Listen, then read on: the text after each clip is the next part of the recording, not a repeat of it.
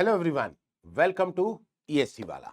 तो दोस्तों, मैं अंकित शर्मा आपका स्वागत करता हूं इस बेहतरीन सेशन में कि सर अगर हम ईएससी मेंस लिखने जा रहे हैं तो अब लगभग लगभग जो 2 महीने बचे हैं तो हमारी क्या स्ट्रैटेजी रहनी चाहिए। तो डेफिनेटली दोस्तों, इस इंपॉर्टेंट इश्यूज पे आज हम बात करने वाले हैं कि बेसिकली क्या स्ट्रैटेजी रहनी चाहिए। तो देखिए, लास्ट में मैं आपको कुछ अपने पॉइंट्स बताऊंगा जो मेरे स्टूडेंट से बात होती है उनके बेसिस पे, और जो मैं आंसर शीट देखता हूं उनके बेसिस पे। तो वो दोनों चीजें मैं आपको लास्ट में बताऊंगा। पहले कुछ इंपॉर्टेंट चीजें हैं जिनका आपको ख्याल रखना चाहिए या जिन पे आपको इंप्रूव करना चाहिए, वो मैं आपको फटाफट एक बार बता देता हूं इस सेशन में। तो देखिए, सबसे पहले मेजर जो इशू है वो है साहब आपका इंस्ट्रक्शन। ठीक है, जिस दिन आपको पेपर मिलेगा, आपका पेपर 1 होगा, पेपर 2 होगा, दोनों का इंस्ट्रक्शन जरूर पढ़िएगा। ठीक है, इंस्ट्रक्शन आपके क्वेश्चन पेपर के टॉप पे लिखा हुआ होता है। इंस्ट्रक्शन साहब क्वेश्चन पेपर के टॉप पे लिखा हुआ होता है। इसमें यह लिखा हुआ होता है कि क्वेश्चन में आपको क्या क्या डेटा सप्लाई किया जाएगा। ठीक है, अगर डेटा सप्लाई नहीं किया जाएगा तो आपको उसके लिए क्या करना है। और दूसरा सबसे इंपॉर्टेंट चीज लिखी जाती है कि कौन सा क्वेश्चन आपका सॉल्व करना है, कौन सा क्वेश्चन आप छोड़ सकते हो। लाइक फॉर एग्जाम्पल, ठीक है, फॉर एग्जाम्पल आजकल जो ट्रेंड चल रहा है वो ये ट्रेंड चल रहा है कि आपका कंप्लीट पेपर, आपका पूरा का पूरा पेपर, चाहे पेपर 1 हो या पेपर 2 हो और चाहे किसी भी ब्रांच का हो, इस पेपर को साहब 2 पार्ट में डिवाइड किया जाता है। Section a and section b में डिवाइड किया जाता है। राइट, अभी कुछ टाइम से ये इंस्ट्रक्शन आपके कांस्टेंट चल रहे हैं। सेक्शन ए में साहब first question, question number 1 compulsory रहेगा। ठीक है, फिर आपका अगर मैं लिखूं first question, second question, third question, fourth question, 4 question रहेंगे। ठीक है, फिर fifth question, sixth question, seventh question, eighth question. Right, इसमें साहब आपका ये फर्स्ट क्वेश्चन कंपलसरी रहेगा और फिफ्थ क्वेश्चन कंपलसरी रहेगा। और दोनों सेक्शन में से मैक्सिमम आप 2 सवाल सेलेक्ट कर सकते हो। ठीक है, दोनों सेक्शन में से किसी एक सेक्शन में से मैक्सिमम 2 सवाल सेलेक्ट कर सकते हो। मतलब अगर आपने 2 सवाल यहां से सेलेक्ट किए तो आप यहां से केवल एक ही सवाल सेलेक्ट कर सकते हो, क्योंकि पूरे पेपर में हमें मैक्सिमम 5 सवाल सॉल्व करने हैं। अब कई बार स्टूडेंट का डाउट रहता है कि सर हमने 6 सवाल सॉल्व कर दिए तो क्या बेस्ट 6 इवैल्यूएट होंगे। नहीं साहब, बेस्ट 6 इवैल्यूएट नहीं होंगे, पहले 5 इवैल्यूएट होंगे। तो इन चीजों का ध्यान दीजिए और अभी से साहब इसके इसके मुताबिक अपने आप को मेंटली ट्रेन करिए। ठीक है, छोटी सी बात है बट एग्जाम में ये बहुत इंपॉर्टेंट रहती है। एग्जाम में बहुत ज्यादा इंपॉर्टेंट रहती है और इसको कैसे पार पाना है ये मैं सेशन के अंत में आपको बताऊंगा। ठीक है, उसके बाद कैलकुलेटर। अभी भी स्टूडेंट कंफ्यूज है कि सर हम कौन सा कैलकुलेटर यूज करें। तो इसी चैनल पे मैंने एक सेशन लिया था जिसमें मैंने सारे कैलकुलेटर्स के बारे में बताया था। तो देखिए, यूपीएससी कहता है कि नॉन प्रोग्रामेबल कैलकुलेटर्स अलाउड है। राइट, अब ये भी नॉन नॉन प्रोग्रामेबल कैलकुलेटर है, ये भी नॉन प्रोग्रामेबल कैलकुलेटर है। तो अब लोग पूछते हैं कि सर कौन सा लिया जाए। तो देखिए, 1000 रुपए के आसपास जो भी कैलकुलेटर आपको मिल रहा है कैसियो का, 1000, 1200, 1500 के आसपास, ये सब नॉन प्रोग्रामेबल कैलकुलेटर्स है।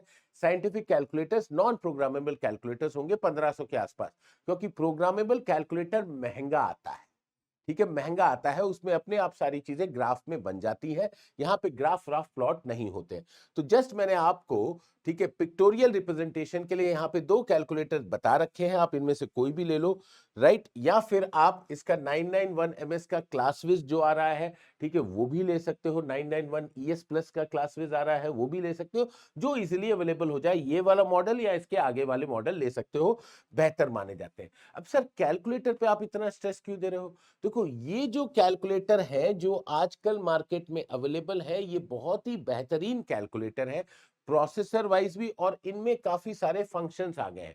इनमें स्प्रेडशीट का फंक्शन है, इनमें साहब मैट्रिक्स का फंक्शन है, इनमें साइमल्टेनियस इक्वेशन का फंक्शन है। और इनका साहब जो इंटरफेस है बहुत ही बेहतरीन है, जिससे न्यूमेरिकल क्वेश्चंस में कैलकुलेशन मिस्टेक होने की प्रोबेबिलिटी ऑलमोस्ट निल के बराबर हो जाती है। ठीक है। पुराने जमाने में जो 991 MS आया करता था उसका इंटरफेस उतना बेहतर नहीं था और उससे कैलकुलेशन मिस्टेक होने की प्रोबेबिलिटी बहुत ज्यादा होती थी। इसका इंटरफेस इतना बेहतर है कि कैलकुलेशन होने की प्रोबेबिलिटी, कैलकुलेशन मिस्टेक होने की प्रोबेबिलिटी ऑलमोस्ट नील के बराबर यहां पे हो जाती है, राइट। फिर अब सर जो आंसर शीट हमें मिलेगी वो कैसी दिखाई देगी, क्योंकि कुछ बच्चे अभी पहली बार, ठीक है, अटेम्प्ट कर रहे होंगे पेपर को, तो उनके लिए मैं यहां पे बता दूं, ठीक है, ये आंसर शीट यूपीएससी की वेबसाइट पे ही है, ठीक है। ये स्पेसिमेन कॉपी आपको यूपीएससी की वेबसाइट पे मिल जाएगी। यहाँ पे आप अपना रोल नंबर और डिटेल सब यहाँ पे भरोगे, ठीक है। कुछ जनरल इंस्ट्रक्शंस लिखे होंगे, वो जनरल इंस्ट्रक्शंस यहाँ पे दे दिए जाएंगे। सिमिलरली यहाँ पे, ठीक है, कुछ और इंस्ट्रक्शंस दिए होंगे, इनको जल्दी से पढ़ लेना, ठीक है। इंपॉर्टेंट इंस्ट्रक्शंस रहते हैं, फटाफट पढ़ लेना।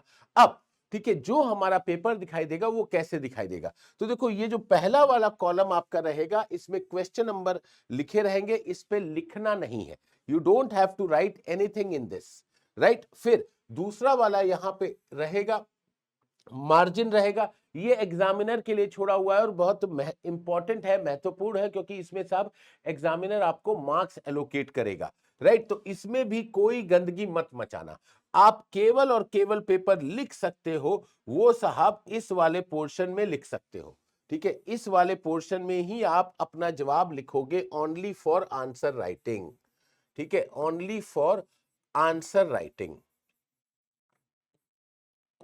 राइटिंग, ठीक है। और यहां पे कुछ इंपॉर्टेंट चीजें हैं वो मैं आपको बता दूं। अब देखो यहां पे साहब आपको एक क्वेश्चन दिया गया है, एक question is being put up over here, ठीक है। और किस क्वेश्चन कितने मार्क्स का है ये भी साहब यहां पे आपको मेंशन कर रखा है, 6 मार्क्स का ये सवाल है। आपको स्पेस दे रखी है, इसी स्पेस में जवाब लिखना है। तो जवाब लिखने से पहले, ठीक है, कॉपी पे कलम चलाने से पहले आपका जवाब आपके दिमाग में फ्रेम होना चाहिए। आपका जवाब साहब आपके दिमाग में क्या होना चाहिए, फ्रेम होना चाहिए। क्यों फ्रेम होना चाहिए, क्योंकि मान लो मैं जवाब लिख रहा हूं, चाहे थ्योरेटिकल क्वेश्चन हो चाहे न्यूमेरिकल क्वेश्चन हो, और जवाब लिखते वक्त मुझसे कुछ गलती हो गई और मैं चाहता हूं कि साहब मैं इस जवाब को काट के सही जवाब लिख दूं, क्योंकि मैंने जो सवाल सॉल्व किया है उसमें जो गलती करी है वो मेरे पकड़ में आ गई है और अब मुझे ये भी ज्ञात हो गया है, मुझे ये पता चल चुका है कि असलियत में सही जवाब क्या होगा, ठीक है। तो अब जब आप जगह ढूंढोगे तो शायद जगह ना बचे, इनफ जगह ना बचे। तो बेसिकली आपको जवाब लिखने से पहले अपना जवाब दिमाग में फॉर्मुलेट करना पड़ेगा और बहुत सोच समझ के यहां पे जवाब लिखना पड़ेगा। तो जब आप टेस्ट सीरीज दे रहे होगे तो इन सारी चीजों की आदत बनाइएगा, इन सारी चीजों की आदत बनाइएगा, राइट। क्योंकि उसके बाद से साहब आपका दूसरा सवाल चालू हो जाएगा, ठीक है साहब। फिर कुछ और इंपॉर्टेंट पॉइंट्स है जो हमें ध्यान देने हैं, ठीक है। आप कई बार जैसे कॉलेजेस में पढ़ते वक्त, ठीक है, जवाब नहीं आता था, हम लोग आपस में मजाक मस्ती करते थे, यार मैं तो, मुझे आता कुछ नहीं था बट मैं तो साहब पेपर भर के आ गया। तो यहां पे साहब सुपरफिशियल नॉलेज के मार्क्स नहीं मिलेंगे। यूपीएससी ने स्ट्रेट फॉरवर्ड मेंशन किया हुआ है अपने नोटिफिकेशन में कि सुपरफिशियल नॉलेज के मार्क्स नहीं मिलेंगे। और अगर आपकी हैंडराइटिंग बहुत ही गंदी है, बेहद गंदी है, जो पढ़ने लिखने में नहीं आ रही है, तो साहब आपके 5% नंबर भी कट सकते हैं। मतलब साहब 300 का 5% 15 नंबर तक डिडक्ट हो सकता है हर एक पेपर में, दोनों पेपर मिला के साहब 30 नंबर, ठीक है।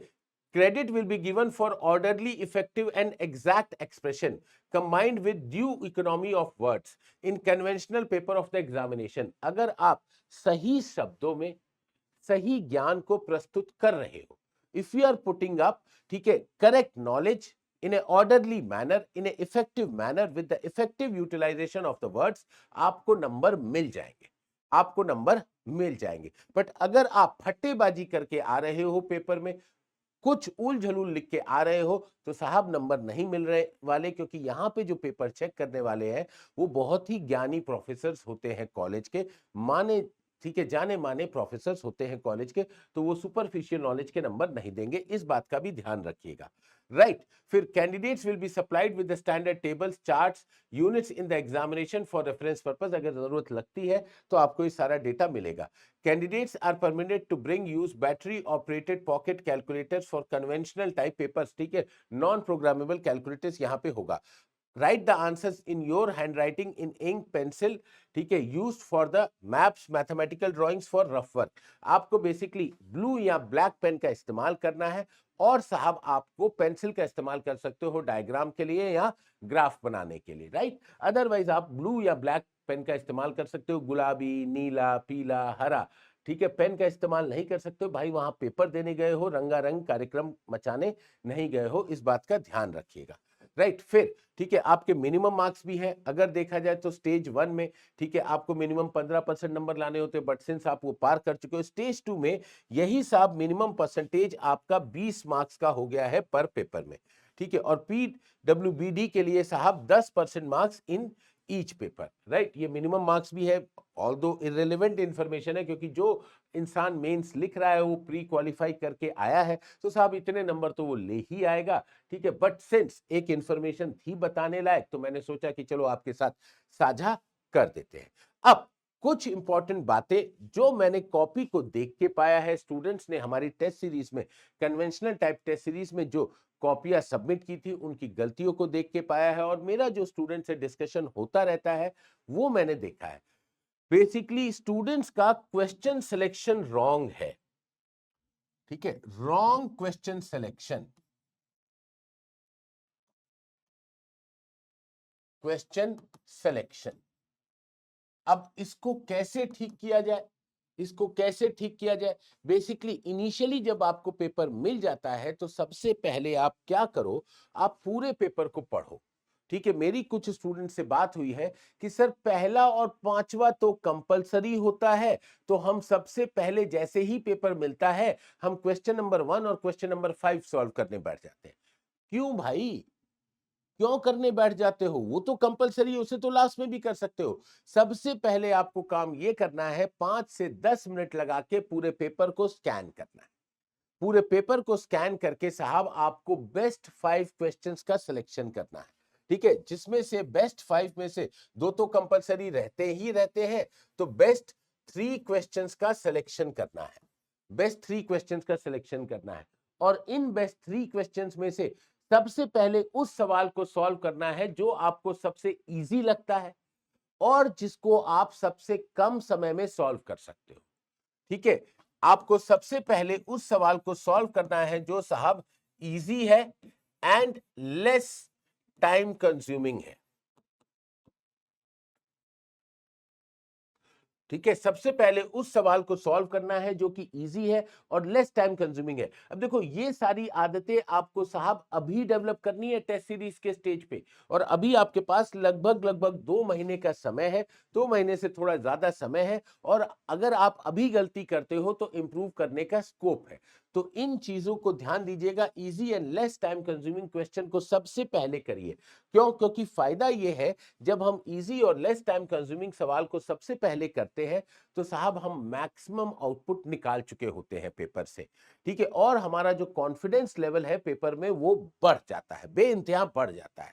और उसके बाद की चीजें जब मेरा कॉन्फिडेंस बढ़ जाता है तो मुझे इजी लगने लगती है, ठीक है, मेरे पसीने नहीं छूट रहे होते, मेरा स्ट्रेस लेवल, ठीक है, डाउन होता है, स्ट्रेस लेवल हाई नहीं होता, तो बाकी का पेपर करने में मुझे आसानी होती है और मैं अपनी नॉलेज को अच्छे से रिप्रेजेंट कर पाता हूं, राइट। उसके बाद कई बार स्टूडेंट्स क्या करते हैं कि सोचते हैं कि हम एक बार में न्यूमेरिकल क्वेश्चन सॉल्व कर जाते हैं, उसके बाद हम साहब थ्योरेटिकल क्वेश्चंस के पीछे जाएंगे, थ्योरेटिकल क्वेश्चंस में मार्क्स नहीं मिलते। भाई एक चीज समझो, न्यूमेरिकल क्वेश्चन में अगर कैलकुलेशन मिस्टेक कहीं हो गई तो मार्क्स भी 0 हो सकते हैं, ऑल्दो पूरे मार्क्स मिलते हैं, बट थ्योरेटिकल क्वेश्चन में अगर आप ठीक ठाक जवाब लिख रहे हो, सुपरफिशियल बातें नहीं लिख रहे हो, आप लॉजिकल बातें लिख रहे हो, तो 0 भी नहीं मिलेगा, राइट। तो मैं ये सजेशन देता हूं स्टूडेंट्स को, हमेशा मिक्सचर करो, mixture of theory and numerical question,